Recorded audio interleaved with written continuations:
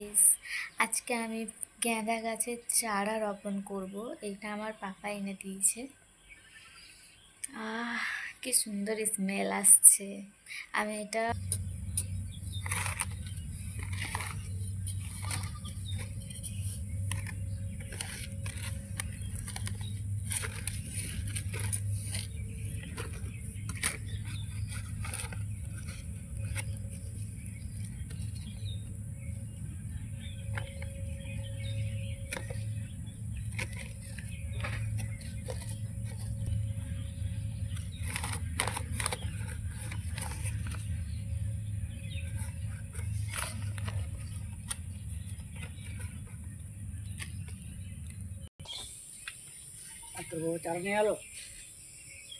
গাঁদা গাছ লাগানো হয়ে গেছে।